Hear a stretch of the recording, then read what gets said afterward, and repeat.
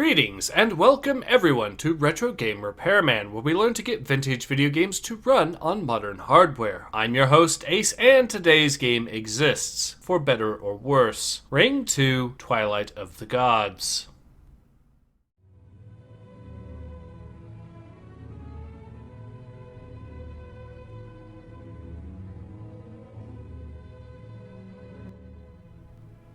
First released all the way back in 2003 as the sequel to 1998's Ring, aka Ring: The Legend of the Nibelungen, Ring 2 is not a good game. In fact, even Ring fans tend to dislike it, as it is buggy, blatantly unfinished, and even tones down the weirdness factor that the original was known for, meaning it doesn't even have that going for it. All of that said, if you are morbidly curious and wish to try the game out for yourself, you may have noticed that it doesn't exactly play all that well with modern hardware, and so I am here today to teach you how to get the game running. A decision that you may end up regretting, but it is nevertheless yours to make. Of course, it is worth noting that I have tested these fixes utilizing a North American CD copy, and in addition, the computer that I tested these fixes on is a Windows 10 64-bit with a GTX 980 Ti, 48GB of DDR4 RAM, and an i7 6700K processor. With all of this in mind, the first thing that you'll want to do, assuming that you already have the game installed, is to download this DDraw compatibility fix and extract it into the game's directory. Once this is done, you'll then want to download and extract DxWnd, and then open up DxWnd and right-click and select Add, and from there configure as shown here. Once this is done, hit OK, and then make sure to exit out of DxWnd before starting it back up. Congratulations! If you have done everything correctly, then your copy of Ring 2: Twilight of the Gods should be playable.